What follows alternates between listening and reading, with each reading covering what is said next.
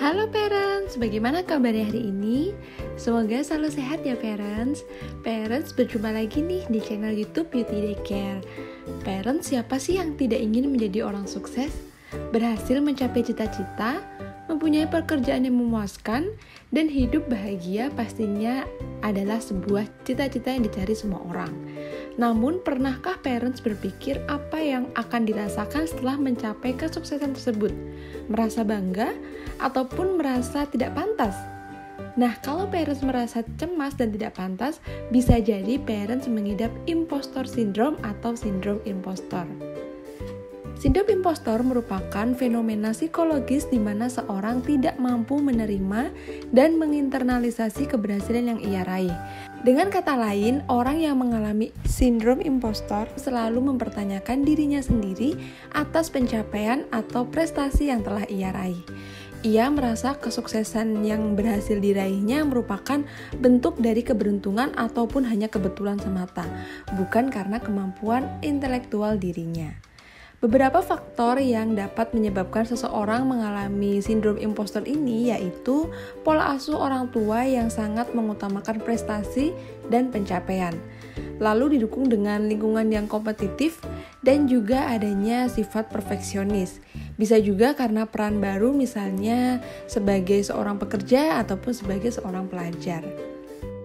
Karakteristik dari individu impostor dapat berasal dari berbagai hal, di antaranya yaitu introvert, takut akan evaluasi, dibayangi ancaman kegagalan, dihinggapi rasa bersalah tentang kesuksesan, lalu ia akan memandang tinggi orang lain namun akan merendahkan diri sendiri, dan ia adalah seseorang yang terlihat pintar ataupun bekerja keras. Nah, ini bertujuan untuk menutupi ketidakmampuannya karena dia merasa takut bahwa ketidakmampuannya dapat terlihat oleh orang lain.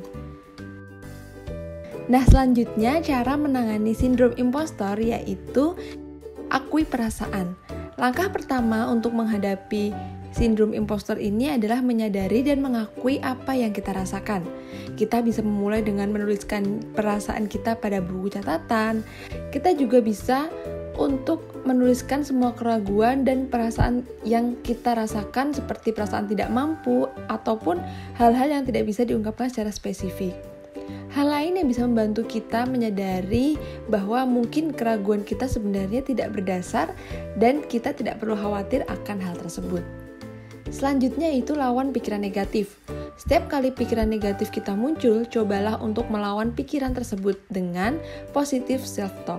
Misalnya dengan mengatakan usaha apa yang sudah kita lakukan untuk mencapai kesuksesan. Ini bermanfaat juga untuk menetralkan pikiran-pikiran negatif yang mengganggu kita selama ini. Selanjutnya, bicarakan perasaan. Selain menuliskannya, kita juga bisa mencoba untuk melegakan perasaan kita dengan bercerita dengan orang-orang yang kita percaya, seperti misalnya sahabat, keluarga, ataupun teman-teman. Mereka mungkin bisa berbagi pengalaman yang serupa ataupun memberikan sudut pandang yang lebih positif dalam melihat diri sendiri. Dan yang terakhir, kenali kekuatan dan kelemahan diri. Mengenal kekuatan dan kelemahan diri sendiri juga bisa membantu kita untuk menghadapi sindrom impostor. Selain memahami kekuatan dan kelemahan diri, kita juga mencoba untuk menemukan cara untuk mengembangkan kekuatan tersebut dan mengatasi kelemahan.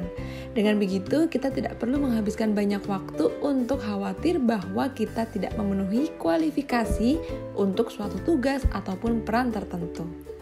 Nah, parents, itu tadi beberapa hal mengenai sindrom impostor. Semoga bermanfaat ya parents. Terima kasih.